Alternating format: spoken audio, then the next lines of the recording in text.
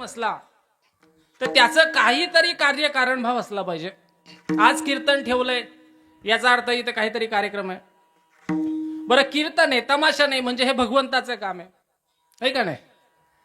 भगवंताचं काम असल्यामुळे हे कीर्तन आहे आणि साईंच्या मूर्तीची प्राणप्रतिष्ठा असल्यामुळे आणि तुम्हा सर्व ग्रामस्थाच्या वतीनं मला जे निमंत्रण मिळालं त्यामुळे आणि साईंच्या श्रद्धेनं म्हणा किंवा सबुरीनं म्हणा, त्यांचा आशीर्वाद माझ्यावर म्हणा की त्यांची जी सेवा आहे ती माझ्या पामराकडून करून घेण्याची त्यांची इच्छा. विठ्ठल विठ्ठल.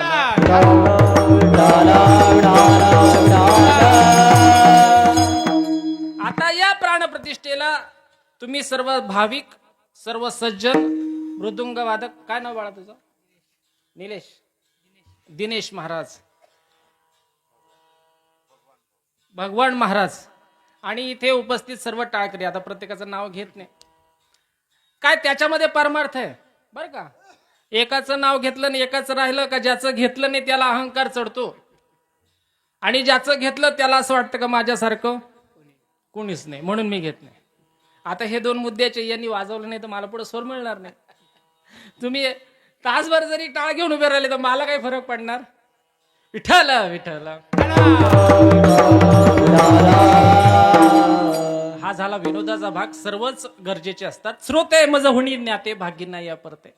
बघा ना, तुम्ही जर श्रोते ऐकायला नसेल, मी 2 तास काय 4 तास बोलेन, का उपयोग त्याचा? श्रोता पण महत्वाचाच आहे ना महाराज. कीर्तनासाठी आवश्यक असणाऱ्या सर्वच गोष्टी, म्हणजे ही माईक सिस्टीम आली, परत तुम्ही नको नाराज.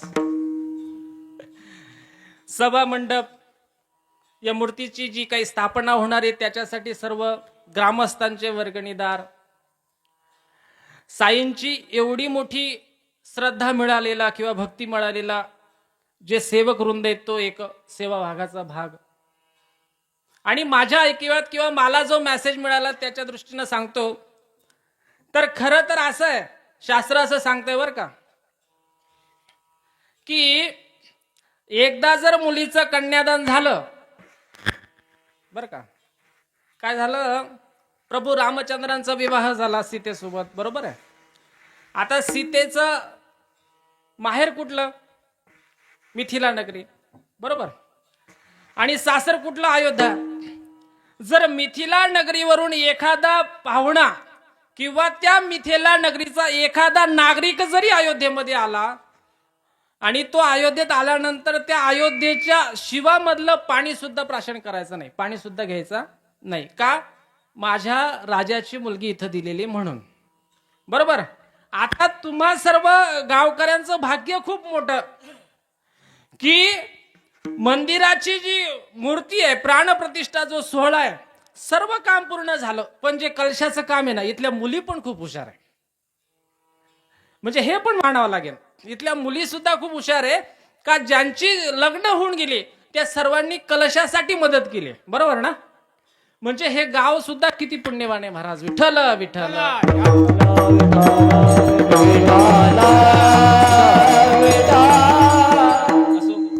उभारिला हात जगी जाणविली मात. प्रस्तुत प्राप्त कीर्तन रूपी सेवेसाठी घेतलेला अभंग देहूचे सुप्रसिद्ध साधू जगद्गुरु श्री तुकाराम महाराज यांचा 4 चरणाचा उत्कृष्ट असा उपदेशपर प्रकरणातील. आणि महाराज सांगतात की बाबा मला जो काही आनंद झाला ना, माझ्याकडे श्रींची पालखी आली किंवा त्यांची मूर्ती आली, त्याची प्राणप्रतिष्ठा आहे, तो आनंद आलाय. तो आनंद मला इतका भरून आलाय की मी लोकांना हात वरून करून सांगतोय की बाबा माझ्याकडे खूप मोठी अशी आश्चर्याची गोष्ट घडणार आहे का. उभारिला हात जगी जाणविली मात. पंचकृषीला माहीत झालं की आजनाळे गावामध्ये श्रींची मूर्ती स्थापना होणार आहे. पण अजून झाली का? नाही झाली.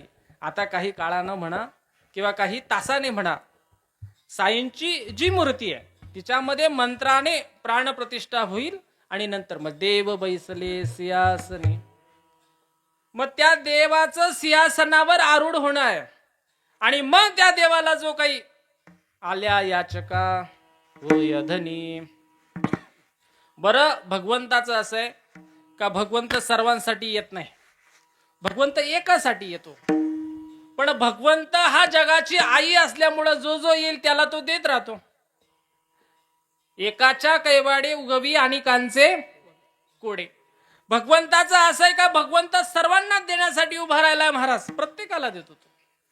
आणि यामध्ये तुकाराम महाराज चूक होऊ देत नाही. दोन्ही ठाई तुकाराम महाराज सांगतात का मी माझ्या कर्मामध्ये चूक अजिबात होऊ देणार नाही. मी जो भगवंताचा सेवक आहे त्याचा सुद्धा उद्धार करून घेणार आहे. जो भगवंताचा सेवक नाहीये त्याचा सुद्धा उद्धार करून घेणार आहे. विठ्ठल विठ्ठल.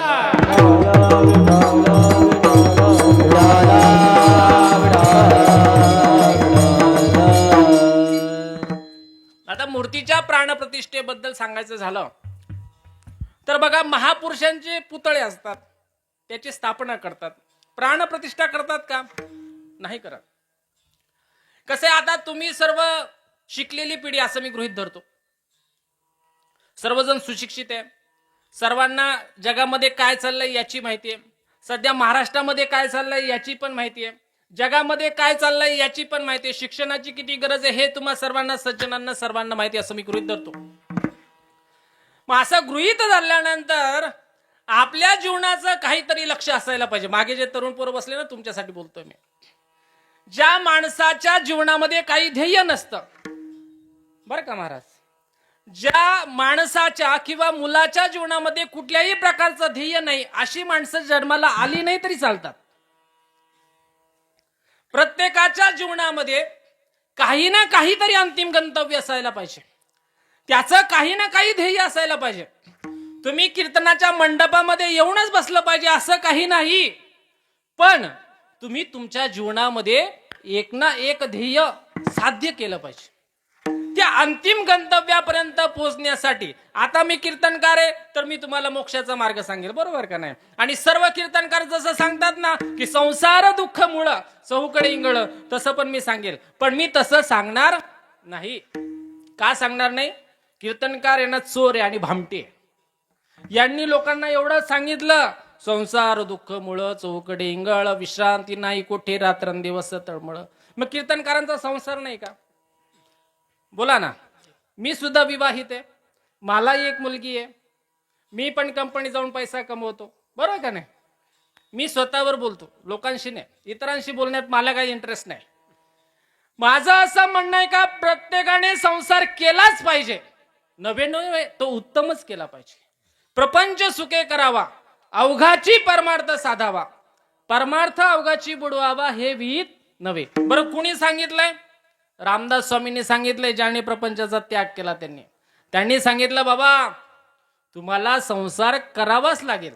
का करावा लागेल? कारण प्रत्येक मनुष्याचं काही ना काहीतरी अंतिम गंतव्य असलं पाहिजे. त्या ध्येयाच्या दृष्टीने प्रत्येकाने विचार करायला पाहिजे. आता तुम्ही विचार करा ना, ही जी कीर्तन परंपरा आली, बरोबर, ही कीर्तन परंपरा कशासाठी निर्माण झाली असेल? वारकरी संप्रदायाने कीर्तन परंपरा म्हणजे ज्याला काही कळत नाही त्याला पण कीर्तन करण्याचा अधिकार दिला. ज्याचा एक अभंग पाठ आहे, ज्याचा हरिपाठ पाठ आहे, ज्याचा काकडा पाठ आहे, ज्याला नामचिंतनातलं समजतं, ज्याला तत्वज्ञान समजतं, नवे प्रत्येकाने प्रत्येकाच्या जीवनामध्ये काय करावं हे ज्याला त्याला समजतं, अशा माणसाला कीर्तन करायची मुभा देऊन दिली. तुम्ही गावागावात जा, म्हणजे मामासाहेब दांडेकर, जोग महाराज शिक्षण संस्था, या संस्था का उदयास आल्या? कारण त्या प्रत्येकाला प्रत्येक गावामध्ये पोहोचणं शक्य नव्हतं महाराज. त्या काळी युट्यूब नव्हतं, त्या काळी इंस्टाग्राम नव्हतं, त्या काळी फेसबुक नव्हतं, नाही का? Education is the powerful weapon which brings change in the personality.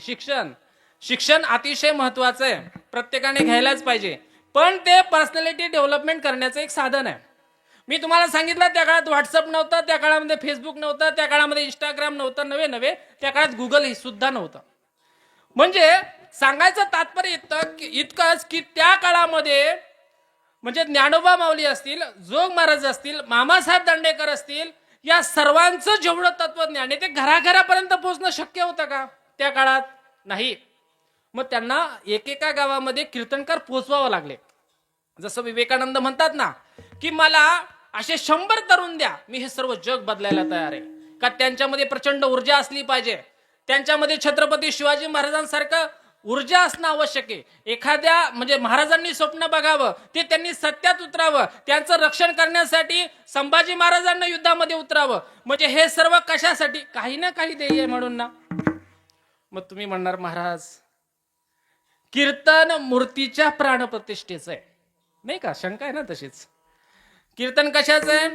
साईंच्या मूर्तीच्या प्राणप्रतिष्ठे. तुम्ही ध्येयाबद्दल बोलताय, त्याचं पण एक कारण आहे. प्रत्येकाची ध्येय निश्चिती तेव्हाच होऊ शकते जेव्हा त्याच्यासमोर काही ना काहीतरी प्रतीक असायला पाहिजे. शिवाजी महाराजांचा आदर्श जर प्रत्येकाच्या समोर असेल तर त्याला समजतं कमी मुलींशी कसं वागायला पाहिजे, त्याला समजतं कमी चारित्र्य कसं संपन्न करायला पाहिजे, त्याला समजतं की जर मला एखादी डिग्री घ्यायची असेल तर त्याचं प्लॅनिंग कसं करायला पाहिजे. एखादा जवान मिलिटरीमध्ये असेल तर त्याला समजतं की बाबा मी आता युद्धामध्ये येणार तर मी फक्त युद्धाचाच विचार केला पाहिजे. हे केव्हा कळेल? ज्या वेळेस त्याच्या समोर काही ना काहीतरी आदर्श असेल तेव्हा. मग तसंच महाराज श्रींची मूर्ती किंबहुना साईंची मूर्ती प्रत्येक गावामध्ये कशासाठी असणं आवश्यक आहे? तर बाबा तर साईंची मूर्ती समोर असेल म्हणजे भगवंताची मूर्ती माझ्या समोर असेल तर भगवंताबद्दल माझ्या मनामध्ये प्रेम तयार होईल. बरोबर. आता मी या गोष्टीवर बोलते का प्रत्येकाचं काही ना काहीतरी ध्येय असायला पाहिजे. जसं परमार्थामध्ये असणाऱ्या भाविकाला त्याच्या मनामध्ये परमार्थ रुजवता आला पाहिजे. मी मगाशी म्हणतो ना की संसार महत्वाचा आहे. संसार याच्यासाठी महत्वाचा असतो की परमार्थामध्ये माणूस किती निष्पन्न झालाय, परमार्थाची साधना कितपत पोहोचलेला आहे, परमार्थ त्याचा किती यशापर्यंत पोहोचला हे समजण्यासाठी काय आवश्यक आहे? संसाराची आवश्यकता आहे. विठ्ठल विठ्ठल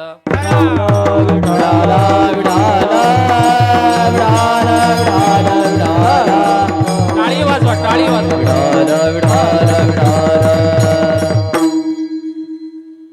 त्याच्यासाठी आवश्यक गोष्टी आपल्याला माहित असणं आवश्यक आहे. मग त्याच्यासाठी आपल्याला ज्ञान आवश्यक आहे. काय झालं, एका शाळेमध्ये अशी शाळा भरलेली होती आणि त्या शाळेमध्ये पहिल्या बाकावर जे मुलगा होतं ते हुशार असते प्रत्येक वर्गामध्ये. आता इथं मुलं बसले त्यांना माहित आहे का सर लोक काय करतात, मास्तर लोक, जो पहिला दोन जे बेंच असतात ते सर्व हुशार असतात नाही का, मरमर अभ्यास करताय, 24 तास अभ्यास करून इंजिनियर होत आहे, डॉक्टर होत आहे. एवढा अभ्यास केला, इंजिनियर झाला, गव्हर्नमेंट नोकरी लागली बरं का महाराज त्याला. कुठल्याला? पहिल्या बाकावर बसणारा जो मुलगा आहे त्याला काय लागली? गव्हर्नमेंटची नोकरी लागली. आणि त्याचा जो मधला जो बाक आहे ना, तर त्या बाकावर जे मुलं बसलेले आहे त्या मुलांचं असं आहे की कधी गॅदरिंग मध्ये भाग घेतला, कधी नाटकं केली, खेळण्यामध्ये प्रचंड हुशार, सर्व गोष्टींमध्ये निपुण असलेला पण अभ्यासात थोडा कमी असलेला वर्ग आहे. म्हणजे मी हा दृष्टांत याच्यासाठी सांगतोय की वर्गामध्ये खूप उच्च शिक्षित असलेला किंवा विद्वान असलेला मुलगा सुद्धा त्याच्या लाईफमध्ये सक्सेस होतो. शेवटच्या बाकावर बसलेला मुलगा हा सुद्धा त्याच्या लाईफमध्ये सक्सेस होतो. आणि मधल्या बाकावरती जे पोरं बसतात ते पण त्यांच्या आयुष्यामध्ये यशस्वी होतात. मग तसाच त्या मधल्या बाकावर बसलेला जो मुलगा आहे त्याला ग्रॅज्युएशन नंतर अक्कल येते, तोपर्यंत येत नाही. तोपर्यंत कसं असतंय की मित्र भेटतात, कधी चांगले भेटतात, कधी वाईट भेटतात. आता त्यावेळेस तर थोडी ना सुदामन कृष्ण सारखी मैत्री भेटते. मित्र कसे भेटू शकतात कॉलेज जीवनामध्ये काय सांगता येत नाही. आणि मग त्या मधल्या बाकावर बसलेले मुलं ग्रॅज्युएशन नंतर विचार करतात की आतापर्यंत आपलं जे झालंय ना, ऐका दादांनो ओरा, ऐका दादांनो, ऐका दादांनो ओरा, ऐका दादांनो, ऐका दादांनो ओरा, ऐका दादांनो, ऐका दादांनो ओरा, ऐका दादांनो. इथून पुढे बरे होईल, भक्ती सुखे द्वंद्व वाढेल, फेरा 84चा चुकेल, धन्य मोकाशी. खरं हे वास्तविक प्रमाण तिथं नाहीये, पण इथून पुढे म्हणजे त्याच्या ग्रॅज्युएशन नंतर त्याला अक्कल आली आहे का जाऊ दे, आता आतापर्यंत जे झालं ते झालं. आता आपल्या गावामध्ये साईची पालखी आली ना, आता आपल्या गावामध्ये साईची मूर्तीची प्राण प्रतिष्ठा होणार आहे, तर इथून पुढे तरी सुधारलं पाहिजे का नाही, असा विचार त्या मुलाच्या मनामध्ये आलाय. का आज माझ्या गावामध्ये साईंची प्राण प्रतिष्ठा झाली आहे आणि मी साईंना नमस्कार करून सांगितलंय, कीर्तनकारानं अतिशय चांगलं सांगितलं का माणसाने काहीतरी ध्येय ठेवायला पाहिजे. मी तसाच विचार केलाय, मी साईंना स्मरून माझ्या जीवनामध्ये ध्येय ठेवलंय. मधल्या बाकावरचं पोरग सांगते का आता मी कलेक्टर झाल्याशिवाय थांबणार नाही, आणि ते कालांतराने कलेक्टर होते. आता बघा बरं, जो पहिल्या बाकावर होता तो तिथं ज्युनियर इंजिनियर म्हणून काम करतोय आणि त्या ज्युनियर इंजिनियरची रिपोर्टिंग कोणाला जाते? कलेक्टरला जाते. आणि जे मागच्या बाकावर बसलेला पोरग आहे नुसतं खेळामध्ये दंग, घरी मस्तपैकी बंगला गाडी वगैरे सर्व, पण अभ्यासात थोडासा कच्चा, म्हणजे बऱ्यापैकीच कच्चा, कसं तरी एटी केटी म्हणा काही म्हणा असा पास होत चालला नाही का. विठ्ठल विठ्ठल असा पास झालेला मुलगा, पण कायमस्वरूपी गावामध्ये चर्चेचं नाव. या पुढाऱ्याला जाऊन भेटा, त्या पुढाऱ्याला जाऊन भेटा, प्रत्येकाला करा राजकारण आणि धर्मकारण, कुणा निशकारण पिडू नका रे, समाजकारण करून हे धारण, अन्याय निवारण सदा करारे. असा मुलगा पुढारी झाला. याला भेटायचं, त्याला भेटायचं, त्याच्या उचापती करायच्या, ग्रामपंचायतीच्या नोंदी काढायच्या, या साऱ्या गोष्टी करणारा जो शेवटच्या बाकावरला मुलगा आहे तो पुढारी झाला. आता बघा गंमत, ज्यानं खूप सर्व मेहनत केली, अभ्यास केला आणि जो काही ज्युनियर इंजिनियर म्हणून कामाला लागला ना, तो कलेक्टरला सॅल्यूट मारतोय. आणि जे शेवटच्या बाकावरती पोरग बसलेलं होतं ते पोरग आज पुढारी झाले, लाल दिव्याच्या गाडीमध्ये फिरतय आणि त्याची गाडी आली का हे कलेक्टर त्याला सॅल्यूट मारतोय. आता किती उलटी गंमत आहे शिक्षणाची. विठ्ठल विठ्ठल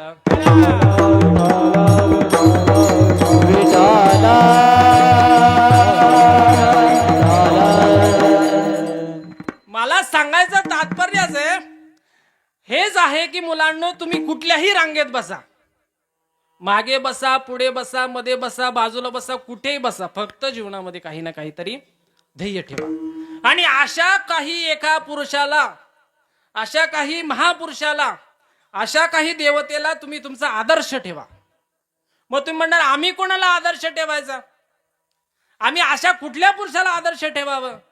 मग आम्ही जर विचार केला छत्रपती शिवाजी महाराजांचा, तर ते गणित आणि आमचं गणित कुठेच समजत नाही, बसतच नाहीये.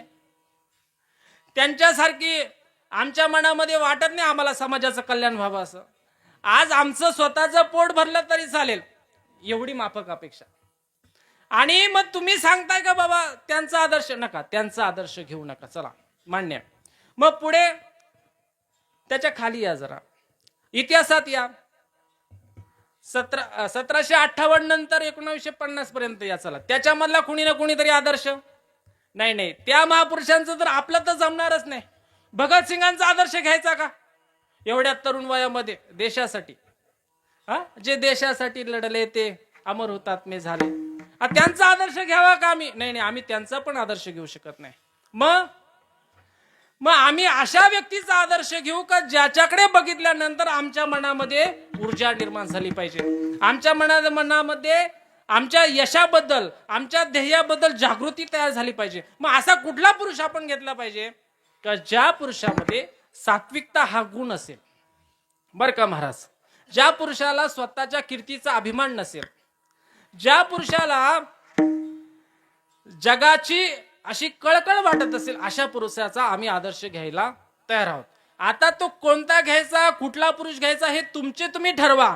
पण एक गोष्ट मात्र लक्षात ठेवा, ज्याचा कुणाचा आदर्श घेणार आहात तो मात्र त्याच्या जीवनामध्ये यशस्वी असायला पाहिजे. नाहीतर मग आपले बरेच मित्र असतात, आपण कुणाचाही आदर्श घेऊ, त्याचा आदर्श घेऊन चालणार नाही. मग आता महाराज गंमत बघा की आता आपण ज्याचा आदर्श घेणार आहोत त्याच्यामध्ये प्राण असायला पाहिजे का नाही? प्राण असायला पाहिजे का नाही? म्हणजे कसं, म्हणजे नदी बघा, नदी एकदा नदी वाहत वाहत वाहत समुद्राला मिळाली का त्याला नदी म्हणता येतं का महाराज? नाही, त्याला नदी म्हणता येत नाही. एकदा साधू जो आहे किंवा एखादा मनुष्य साधू वृत्तीला पोहोचला का त्याला मनुष्य म्हणता येतं का? नाही म्हणता येत. का नाही म्हणता येत? कारण त्याच्यामध्ये नवचैतन्य निर्माण झालेलं असतं. मग त्याच दृष्टीने जर आपण विचार केला तर आपलाही जो कार्यक्रम आहे, आपल्या ज्या कीर्तनाचं प्रयोजन आहे, त्याच्यामध्ये आपण जी स्थापन करणारी जी मूर्ती आहे ती पाषाणाचीच आहे का नाही? पाषाणाचीच आहे. पण त्याला आपण मुहूर्त ठरवला, या 3 दिवसामध्ये मंत्राचं उच्चारण होणार आहे, त्या मूर्तीमध्ये प्राणाचं प्रतिष्ठापना होणार. काय होणार आहे? मूर्तीमध्ये प्राण देणार आहे, आपण प्राण टाकणार आहे भगवंताचा. आणि तो प्राण टाकल्यानंतर त्या पाषाणाच्या मूर्तीला साईबाबाचं नाव येणार आहे. बरोबर समजला? इथपर्यंत गोष्ट आली लक्षात तुमच्या? आतापर्यंत जी पाषाणाची मूर्ती होती त्या पाषाणाच्या मूर्तीमध्ये प्राण टाकल्यानंतर ती साईबाबाची मूर्ती होणार आहे. आता याच्यामध्ये प्रतिष्ठापना, याच्यामध्ये दोन भाग असतात, एक चल आणि दोन अचल. गणपतीची मूर्ती बघितली ना, त्याची पण आपण स्थापना करतो की नाही, पण 1-9-10 दिवसानंतर आपण काय करतो? विसर्जन करतो. काय करतो? विसर्जन करतो.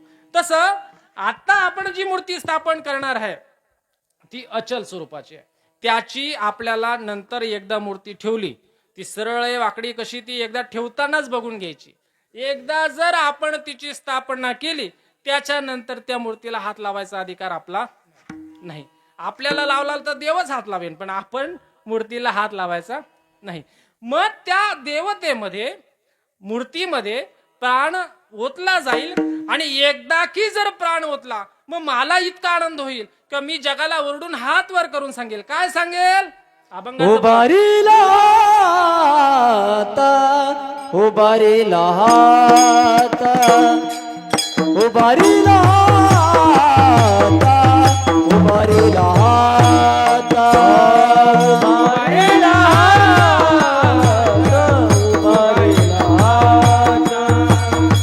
उभारीला हाता, उभारीला हाता, उभारीला हाता, उभारीला उभारीला हाता,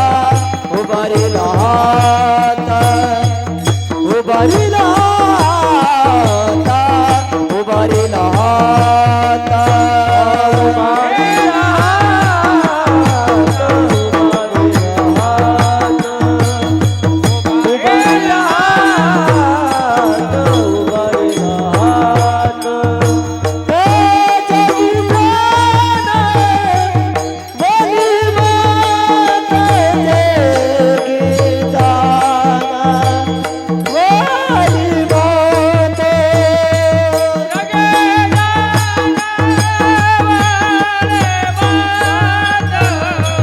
जगी प्राण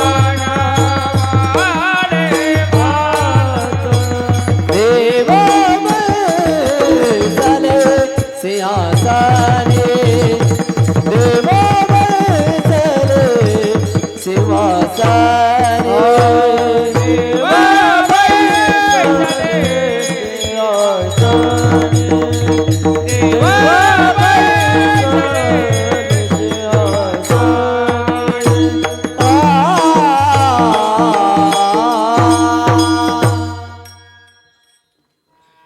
मग मी सर्व जगाला ओरडून सांगणार की नाही महाराज? सांगणार. मग असंच झालं. काय झालं? शिर्डीमध्ये एका ठिकाणी साईबाबा बसलेले होते महाराज. बराच काळ त्यांचा तिथं वास्तव्यामध्ये गेला शिर्डीमध्ये. नवे नवे त्यांचं सर्व जीवन चरित्र जर आपण बघितलं तर शिर्डीमध्ये गेलं की नाही सर्वांना माहित आहे. पण मग आता हा मुलगा आहे, तरुण दिसतोय, 16, 17, 18 वर्षाचा दिसतोय, आणि मग हा आला कुठून असेल समजेनाच कुणाला. बरं साईबाबांचं असं आहे, म्हणजे खूप विशेष आहे बरं महाराज. साईबाबांचा पेहराव बघा तुम्ही, हिंदूंसारखा आहे का? नाही. त्यांचा पेहराव एखादा फकीरासारखा आहे का नाही? असा पंचा आणि डोक्याला असं उपर्ण बांधलेलं, असा फकीरासारखा त्यांचा पोशाख. आता ते दिवाळी खूप आनंदाने साजरी करायचे आणि मुस्लिमांचा रमजान सुद्धा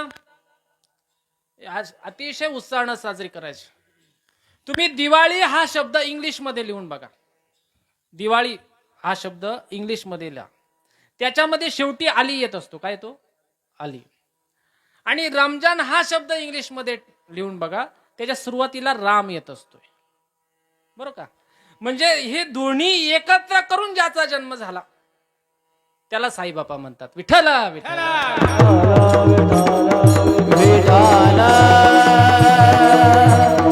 म्हणजे वारकरी संप्रदाय ओरडून सांगतो ना का, येथ जाती कुळ अप्रमाण. माऊली सांगतात ना, माऊलीची ज्ञानेश्वरी उचकून बघा, माऊलीचा हरिपाठ बघा, चांगदेव 65 बघा, अमृता अनुभव बघा, त्याच्यामध्ये विठ्ठल हा शब्द दिसत नाही.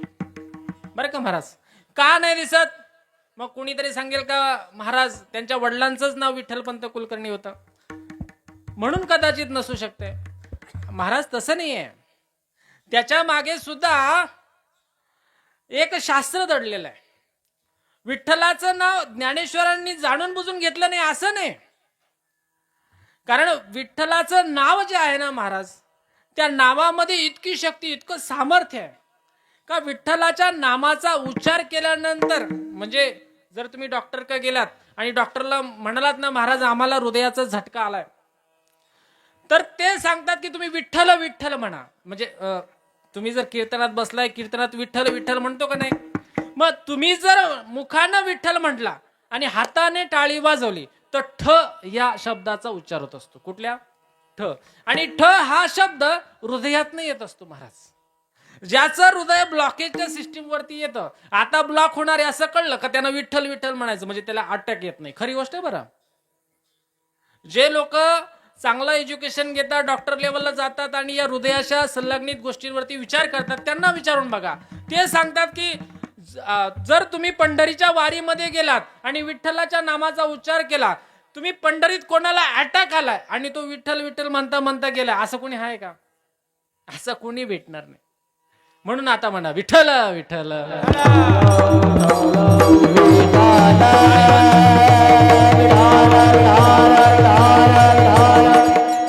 मग आता ते साईबाबा कुठून आले हे काय कुणाला समजे ना. सर्व शिर्डी नगरीमध्ये एकमेकांना विचारण्यात यायचं, मुलगा तो खूप तेजस्वी आहे, त्याच्याकडे बघितलं एखाद्या तपस्व्याचं जसं रूप असते तसा हा तपस्वी दिसतोय. पोशाख बघितला तर एखाद्या फकीरासारखा आहे, तत्वज्ञान बघितलं एखाद्या विद्वानासारखा आहे, असा महापुरुष आहे. मग त्यांच्या गावामध्ये एक आपल्या खंडोबाचा एक कार्यक्रम होता बरं महाराज. आणि त्या खंडोबाच्या कार्यक्रमामध्ये विचारण्यात आलं का बाबा हा आला तरी कुठून? मग त्यांनी सांगितलं बाबा हा जो निंब वृक्षाखाली बसलेला आहे ना, तिथे जाऊन तुम्ही त्याची जागा शोधून काढा. तिथे तुम्हाला काही समया जळताना दिसतील, 4 समया, त्या कायमस्वरूपी तेवत असतात. आजही तेवतात, तेव्हाही तेवतात. मग तिथं खरंच त्या शिर्डीतले सर्व लोक गेले, त्यांनी बघितलं आणि खरंच त्यांना आश्चर्य वाटलं. बाबांनी सांगितलं बाबा हे तर माझं गुरुचं स्थान आहे. कशाचं स्थान आहे? गुरुचं. आणि माझ्याकडं जे काही ज्ञान आहे, नवे नवे माझ्याकडनं जे जे काही चमत्कार घडतात ना, ते सर्व कुणामुळे घडतात? या फक्त गुरूंच्या आशीर्वादामुळे घडतात ते महाराज. मग तुम्ही म्हणणार महाराज तुमचं हे म्हणणं सर्व बरोबर झालं, चला आम्ही हे मान्य करू की साईबाबा हा देवतेचा अवतार आहे, साईबाबांकडे ज्ञान आहे, तत्वज्ञान आहे, सर्व गोष्टी आहे, पण आमच्या खूप विवंचना आहे, आम्ही प्रापंचिक माणसं आहे, आम्हाला पैशाची कमी आहे, आम्हाला मुलाची कमी आहे, आम्हाला संपत्तीची कमी आहे. नवे नवे आता इथं सर्व तरुण मुलं बसले, सर्व बसलेले आहात का नाही, प्रत्येकाला काही ना काहीतरी अडचण त्यांच्या आयुष्यात आहे. मग जर आम्ही या साईबाबाला जर विनम्र असं अभिवादन केलं, त्यांना शरण गेलं, तर ते आमचा उद्धार करतील का? आमच्या प्रापंचिक अडचणी सोडवतील का? तर शास्त्र सांगते हो सोडवतील. त्याचं कारण जसं महाराज का 2 उत्कर्ष शास्त्राने सांगितलेले आहे किंवा 2 विकास सांगितले आहे. एक आध्यात्मिक विकास आणि एक सांसारिक विकास किंवा प्रापंचिक विकास. विठ्ठल विठ्ठल.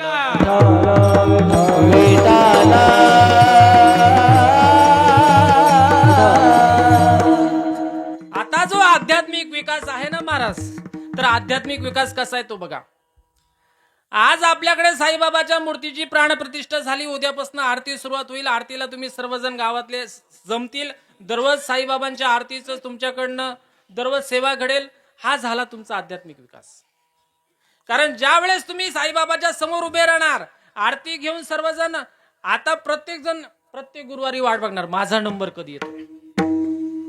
नवीन नवीन 1 वर्ष 10 वर्षानंतर ज्यावेळेस मी तुमच्या गावात येईल आणि एवढीच संख्या जर साईबाबाच्या कीर्तनाला असेल तर मी समजेल का तुमचं गाव श्रेष्ठ आहे. विठ्ठल विठ्ठल.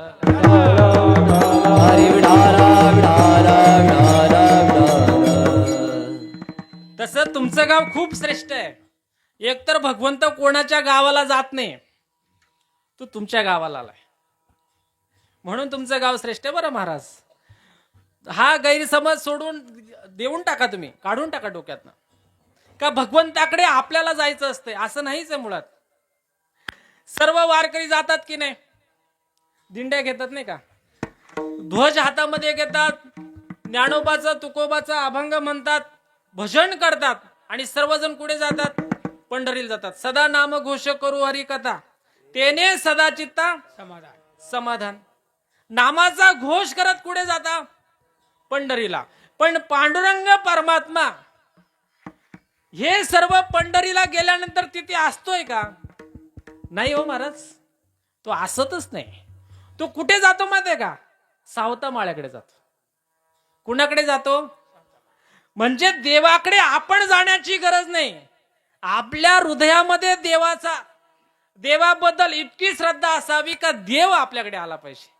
आता तुमच्या सर्व गावकऱ्यांच्या मनामध्ये इतकी श्रद्धा आहे का साईबाबा शिर्डीहून तुमच्याकडे आलेत. विठ्ठल विठ्ठल.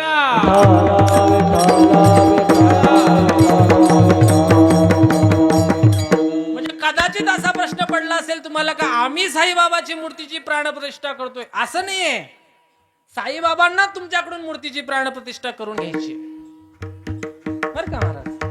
बघा, भगवान श्रीकृष्ण गोकुळामध्ये एक दिवस रुक्मिणी माता आणि भगवान श्रीकृष्ण असे बसलेले, आणि दोघ जण बसलेले असताना त्यांच्यामध्ये असा संवाद चालू होता की देवा, मी तुझं इतकं गुणगान ऐकलंय, किती लोक तुझी भक्ती करतात. योगाची या वाटा जे निघाले पे सुवटा, तया दुःखाचाची वाटा भागा आला. योगाचा मार्ग सांगितला तुम्ही, ज्ञानाचा मार्ग सांगितला, भक्तीचा मार्ग सांगितला. तुम्ही जे 4 मार्ग सांगितले त्या 4ही मार्गाने प्रत्येक जण सेवा करतोय महाराज. कर्माचा पण विचार तुम्ही सांगितला, ज्ञानाचा सांगितला, सर्व खरं आहे. तुम्ही जे गीतेमध्ये सांगितलं ना, उद्धरेत आत्मनात्मानम आत्मानम मम साधयत आत्मेव ह्यात्मन बंधू रात्मेव रिपुरात्मना. का तुम्हाला जर तुमचा उद्धार करायचा असेल तर तो फक्त तुम्हीच करू शकता. तुमच्या आई वडील तुमचा उद्धार करत नाही. तुमच्या सुखामध्ये तुमचे आई वडील तुमच्या मदतीला येणार नाही.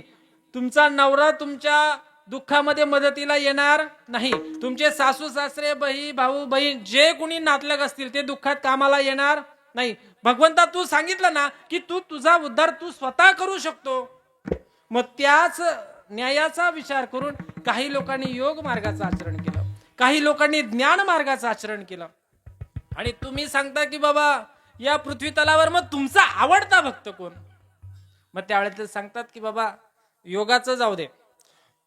तो योग असा आहे का योग अर्ध्यात सोडला का माणसं वेडे होतात. आणि मग लोक नंतर म्हणतात हा खूप परमार्थ करायचा, आता वेडा झाला. कारण त्याला योगाचा मार्ग सोपा नाही ना महाराज. विचार करा तुम्ही की कुंडलिनी जागृत करणं हे तुमच्या आमच्या सारख्याचं काम नाही. त्याच्यासाठी तपश्चर्या करावं लागते.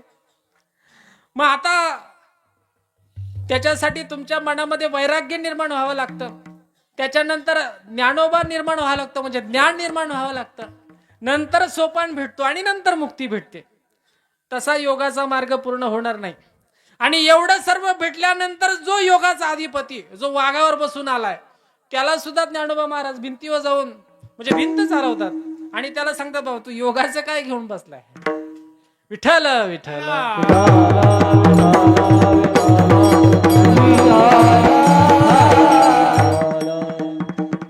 मग रुक्मिणी विचारते बाबा तुम्ही हे मार्ग सांगितले, ह्या मार्गातला तुमचा आवडता भक्त नाही, मी कुठला भक्त आहे? मग देवानं सांगितलं बाबा ज्या दिवशी मी हे गोकुळ सोडेन, ज्या दिवशी मी द्वारका सोडेन आणि हे सोडून ज्या भक्तासाठी मी तुला पण सोडून जाणार ना, त्यावेळेस समजायचं तो माझा आवडता भक्त आहे. आणि म्हणून भगवान पांडुरंग परमात्मा ते सोडून दिलं त्यांनी द्वारका आणि कुठे आले? पंढरपूरला आले का नाही? म्हणजे आपला जो भ्रम आहे का मी देवाकडे जातोय, देवाची मी अर्चना करतोय, भक्ती करतोय, त्या नवविधा भक्तीला प्रसन्न होऊन देव माझ्याकडे आलेला आहे. आपण देवाकडे जात नाही. फक्त हा आपला काय भ्रम आहे. पण आपला प्रश्न असा होता की आता याच्यामध्ये 2 गोष्टींचा आपण विचार करत होतो. एक आध्यात्मिक विकास आणि दुसरा संसारिक विकास महाराज. आता आध्यात्मिक विकास म्हटलं का तुमच्याकडनं भगवंताची पूजा होणार आहे, मंत्राचं उच्चारण होणार आहे, दररोज आरती होणार आहे. पण आमच्या प्रापंचिक माणसाच्या अनेक समस्या आहे. त्या समस्या पुरवतील का भगवंत? तर हो, नक्की पुरवतील. ते म्हणणार महाराज माझं वय वर्ष 32 झालंय, माझं शिक्षण, मी ग्रॅज्युएट आहे, 50,000 रुपये नोकरी आहे, पण अजून लग्न जमत नाही. बरोबर ना? मग भगवंत आम्हाला बायको मिळवून देईल का? शास्त्र सांगते, बरं मी नाही सांगत, शास्त्र सांगते हो भगवंत सुद्धा तुमची ही इच्छा पूर्ण करेल. नवे नवे जर तुम्ही खरंच भगवान श्रीकृष्णाच्या चरित्राचा अभ्यास केला तर तुमच्या लक्षात येईल का नवे नवे तो भगवंत तुमची स्वतःची बायको होईल. विठ्ठल विठ्ठल.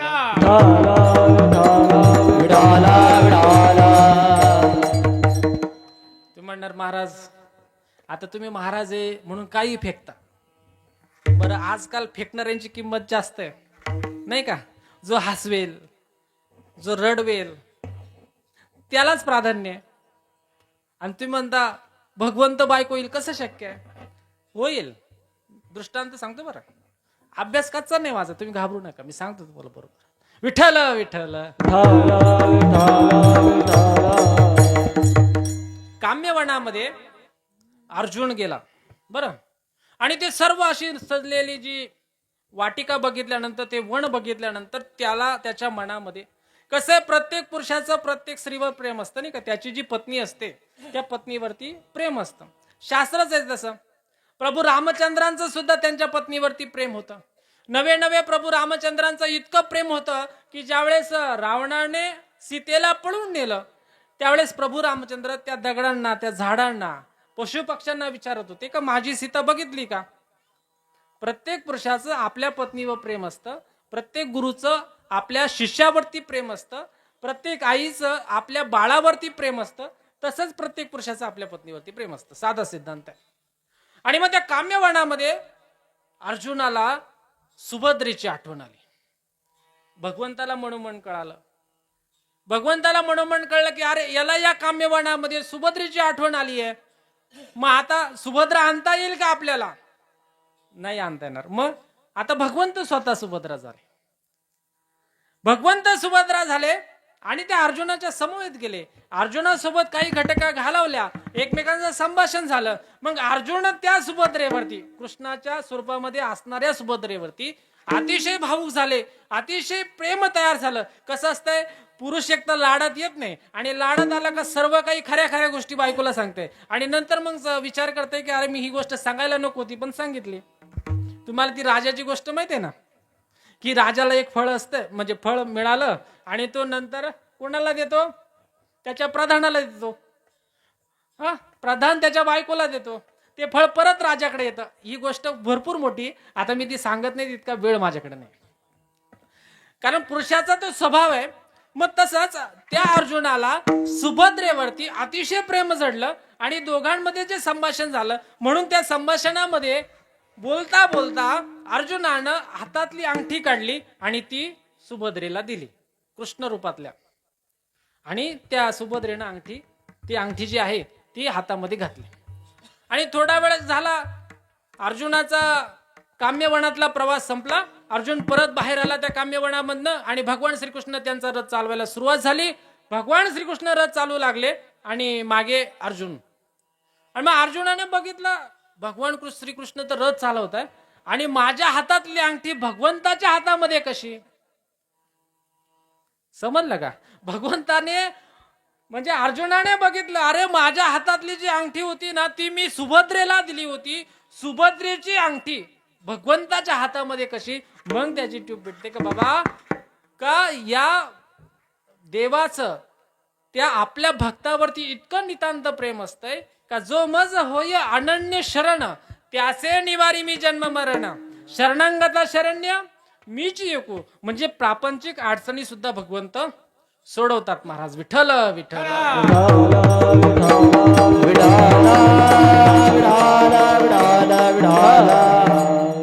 मग अजून थोडंसं पुढे जाऊ. प्रापंचिक अडचणी एवढ्याच नाही महाराज, भगवंत कदाचित आम्हाला बायको पण मिळवून देईल, पण बायको मिळाल्यानंतर मुलं देईल का? मुलं पण झाली पाहिजे का नाही? 4 पुरुषार्थ शास्त्राने सांगितले, धर्म, अर्थ, काम आणि मोक्ष. या पुरुषार्थामध्ये एक पुरुषार्थ आहे महाराज. मग आता हा पुरुषार्थ कसा संपन्न होईल तुम्ही सांगा ना. तर मग मुलं पण होईल का? अहो होईल ना. तुमची भगवंतावरती तेवढी श्रद्धा असायला पाहिजे.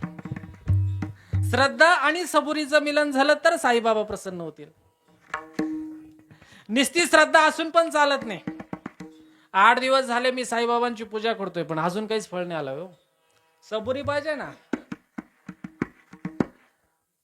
तुकाराम महाराज अनेक जन्मांतरी भगवंताची सेवा करत राहिले. प्रभू रामचंद्रांचा जेव्हा जन्म होता अंगदाच्या स्वरूपामध्ये होते.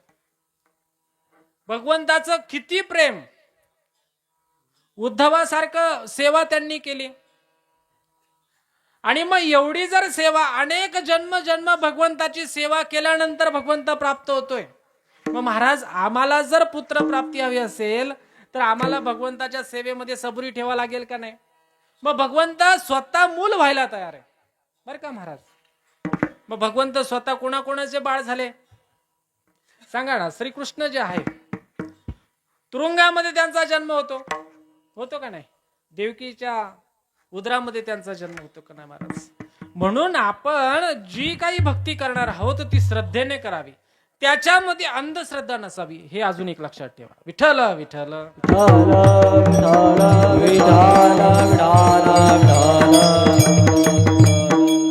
भाग श्रद्धेचा म्हणून सांगतो. त्या श्रद्धेमध्ये अंधश्रद्धा नसावी.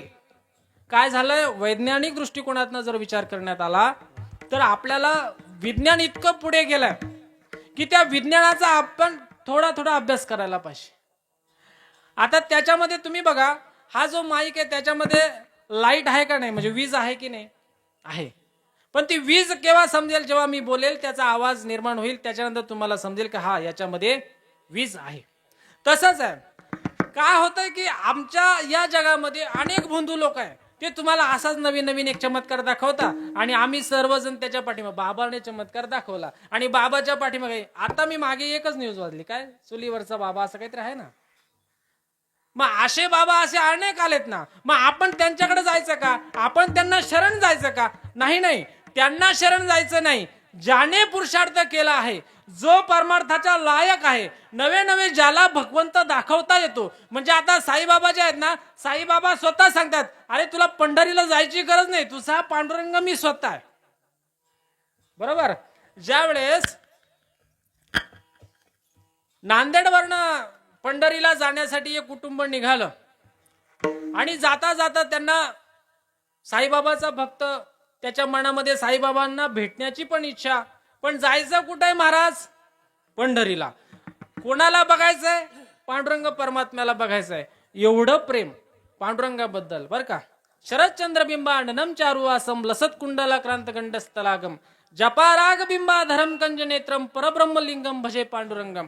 अशा पांडुरंगाला शरण जाण्यासाठी ते जोडपं निघालं, सर्व कुटुंब निघालं, पांडुरंग परमात्म्याला भेटण्यासाठी चालले. आणि जाता मग शिर्डीला असलेले जे साईबाबा आहेत ना, त्या साईबाबांनी मनोमन जाणलं की बाबा याला कुठं जायचंय, पंढरीला जायचंय.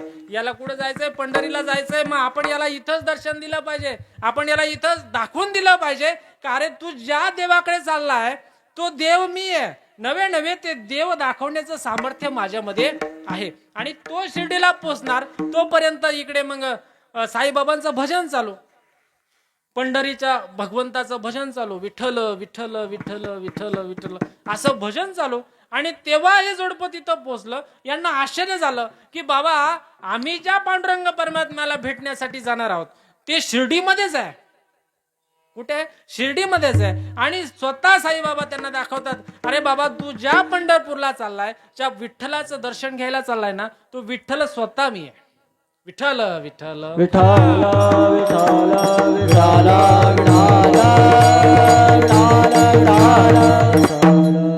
पण ह्या सर्व इच्छा तो भगवंत पूर्ण करेन. पण त्याला जाताने कसं जायचंय, त्याला शरण कसं जायचंय, हे अभंगाचं दुसरं चरण. देव बैसले सिंहासनी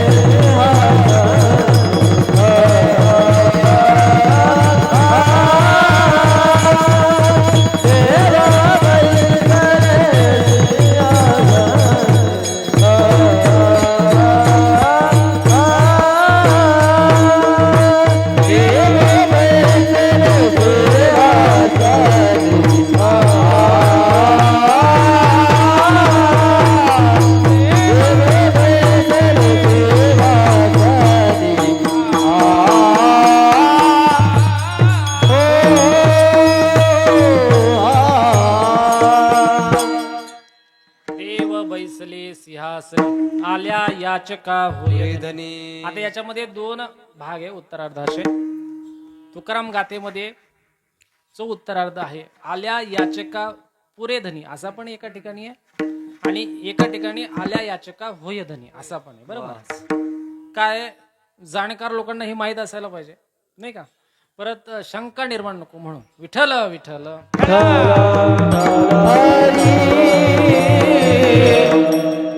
आता भगवंताचं कसं आहे का, तो होय धनी असेल, होय धनी मध्ये कसं आहे की बाबा तो त्याचा लाड पुरवेनच, आणि पुरे धनी असा असेल का त्याचा लाड तो आपल्या मुलाप्रमाणे पुरवेल.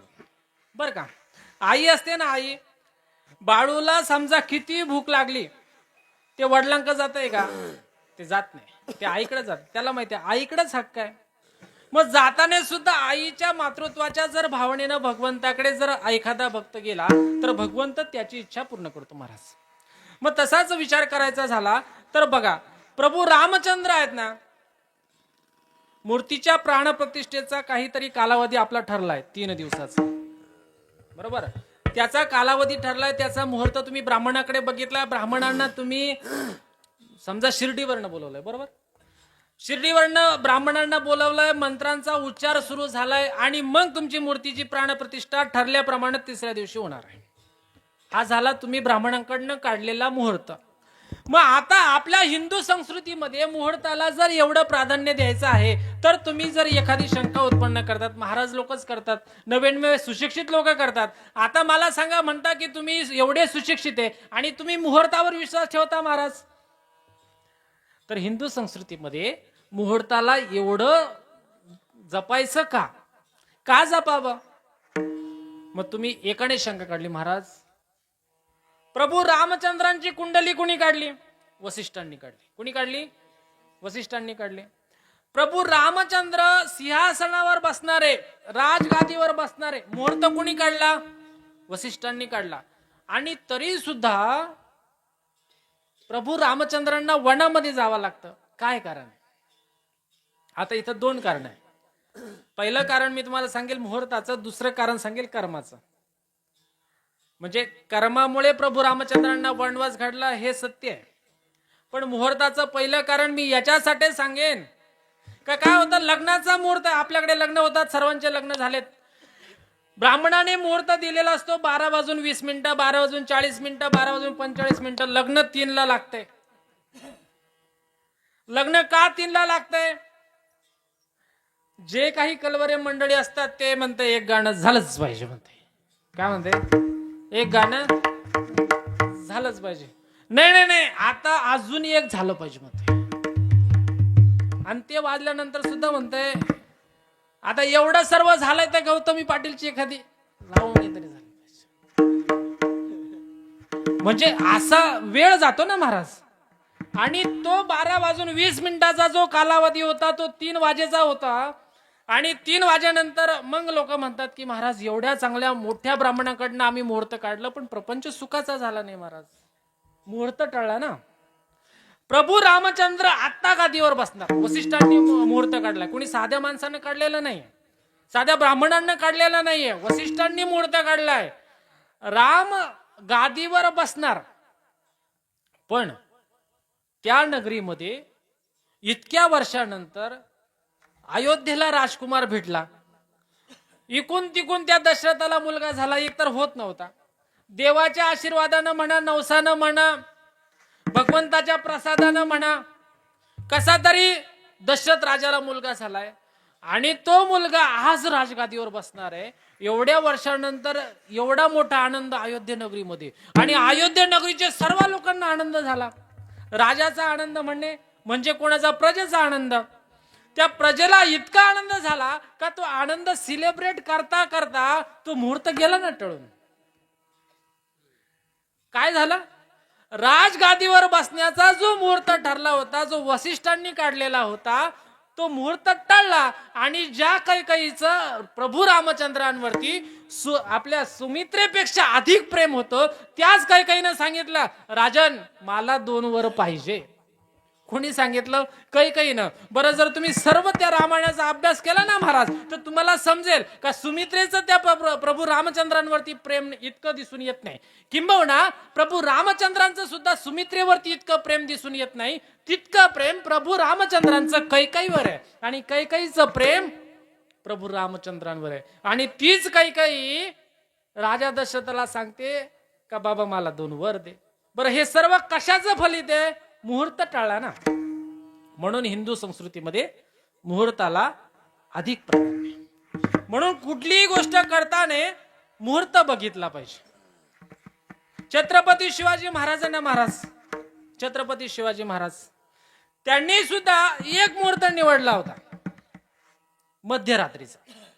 कधी पण आपल्याला जर लढायला जायचंय तर त्यांनी ठरवून घेतला की आता लढायला योग्य काळ कुठला? मध्यरात्री. कोणाला काही दिसत नाही, शत्रू गाफील असतो. आणि ह्या सर्वांचं काय त्यांनी केलं? प्लॅनिंग केलं. प्लॅनिंग करून त्यांनी शत्रूवर हमला केला. एवढं सर्व केल्यानंतर सुद्धा ज्या वेळेस छत्रपती शिवाजी महाराजांचं राज्य, स्वराज्य असं उदयास येऊ लागलं महाराज, ते काही ते औरंगजेबाला दाखवलं नाही. विचारा इथल्या जनाजनाला, विचारा इथल्या मनामनाला, कुणावरती तुमची प्रीती? उत्तर एकच, छत्रपती. छत्रपती शिवाजी महाराजांचं जे स्वराज्य ते त्या औरंगजेबाला काही देखवेना. औरंगजेबाने विचार केला, आता ना मला या शिवाजी महाराजांचा काटा काढण्यासाठी कोणाला तरी पाठवलं पाहिजे. मग कोणाला पाठवावं? अफजल खानाला पाठवून बघितलं. अफजल खानाचा काय उपयोग झाला नाही. तो आला, तो परतच गेला नाही. छत्रपती शिवाजी महाराजांनी अफजल खानाचा वध केला. त्याच्यानंतर शास्ता खानाला पाठवलं, म्हणजे शाहिस्ते खानाला पाठवलं. शाहिस्ते खान तर 3 बोट तुटल्यानंतर त्याला समजेना जातं राजासमोर, म्हणजे बादशाह समोर जावं कसं. मग आता एका हिंदूचा काटा एक हिंदूच काढेल महाराज. राजकारण आहे बरं, हे पहिल्यापासून आता नाही. औरंगजेबानं शाळा केली. औरंगजेबानं काय केलं? आता ज्याला पाठवणार आहे ना, तो असा तसा नाहीये. मिर्झा राजे जयसिंग राजपूत आहे. कोण आहे? राजपूत आहे. जो राजपूत आपल्या धर्माशी प्रामाणिक असतो, जो राजपूत आपल्या शब्दाशी प्रामाणिक असतो. बर का महाराज, एकदा राजपूताने शब्द दिला ना महाराज, तुमच्या केसाला सुद्धा धक्का लागणार नाही. तुम्ही फक्त आग्र्याला चला, केसाला पण धक्का लागू नाही दिला. मी जाईल पण तुमच्या केसाला धक्का लागणार नाही. मिर्झा राजे जयसिंग आणि दिलेर खानाची स्वारी दिल्लीहून निघाली. महाराष्ट्रामध्ये दाखल होणार. छत्रपती शिवाजी महाराजांची बैठक बसली. पंतप्रधान मंडळ सर्व बसलं एका बाजूला. विचार खलबत सुरू झाली. आता काय करायचं? बरं, येणारा कुणी साधा सुद्धा नाहीये. आजपर्यंत आपल्यावर सर्व मुघलांनी आक्रमण केलं होतं, पण आता मुघल हुशार झाले. त्यांनी काय केलं? आपल्याच राजाला पाठवलंय. म्हणजे आता स्वारी मुघलांचीच आहे, पण समोरून येणारा मिर्झा राजे जयसिंग राजपूत आहे, हिंदू आहे. मग आता काय करावं? मग शिवाजी महाराजांनी सर्व बैठक बसवल्यानंतर त्यांचा निर्णय झाला की बाबा आता आपल्याला यांना शरण गेल्याशिवाय काही पर्याय नाही. तर युद्धाचे काही नियम असतात महाराज. संपूर्ण शरणागती एक, म्हणजे आता आम्ही इथून पुढे फक्त बादशाचे सेवक असू, आम्हाला स्वराज्य निर्मितीचा अधिकार असणार नाही, याला म्हणायचं संपूर्ण शरणागती. बरं, एकदा शरण जो आला ना महाराज, तो संपूर्ण शरण येत असतोय. जर तुम्ही बाजीरावाचा जर काही इतिहास जर बघितला तर बाजीरावाच्या इतिहासामध्ये पण तहाची काहीतरी तरतूद आहे. भरपूर अशा त्या बाजीरावाच्या इतिहासामध्ये अशा नमूद आहे. पण ज्या वेळी एखादा शत्रू गणिम जेव्हा शरण येतो तर त्याला कधी सोडायचं नसतं. बरं, शत्रू शरण आला आणि ते सोडला का नंतर तो आपलाच काटा काढत असतो. म्हणून शत्रूला कधी माफ करायचं नाही. विठ्ठल विठ्ठल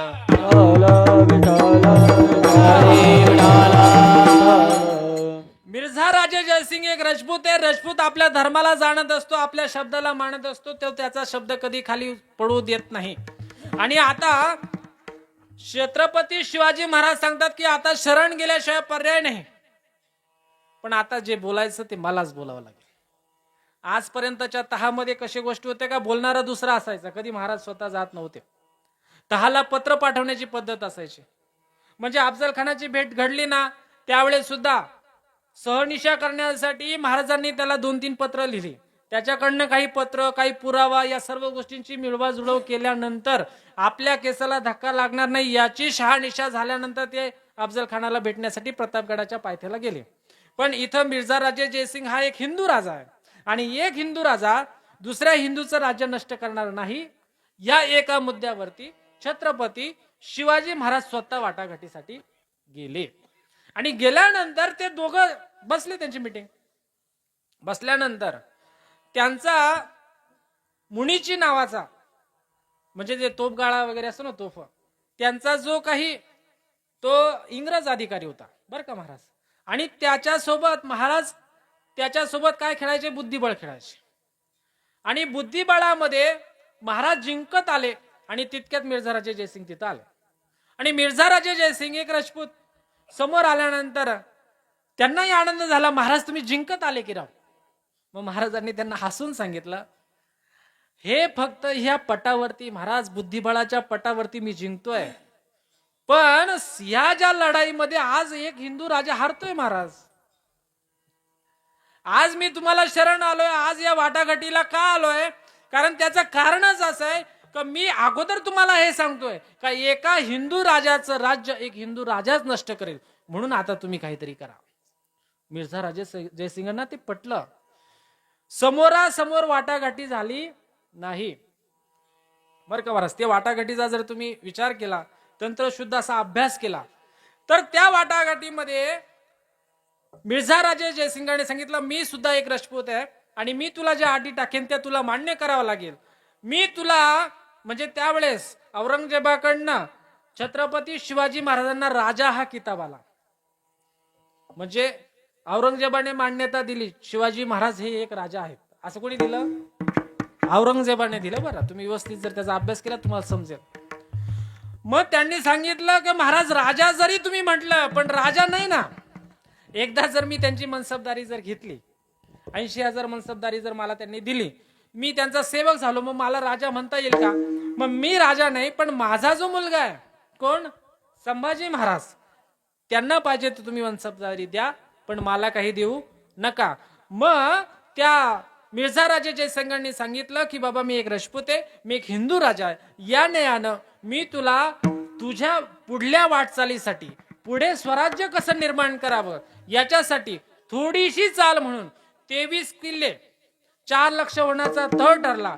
बाकीचे 12 किल्ले आणि 1 लक्ष होऊन हे शिवाजी महाराजांना ठेवण्यात आले. का ठेवण्यात आले? का एक राजपूत एक मिर्झा राजे जयसिंग या संपूर्ण महाराष्ट्राला त्या तहातनच वाचू शकत होता. अन्यथा छत्रपती शिवाजी महाराजांना कैद करून तसंही त्यांनी आग्र्याला नेलंच होतं.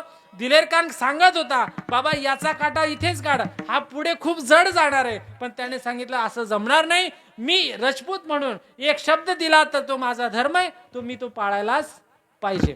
विचारा इथल्या जनाजनाला, विचारा इथल्या मनामनाला, कुणावरती तुमची प्रीती? उत्तर एकच, छत्रपती विठ्ठल विठ्ठल.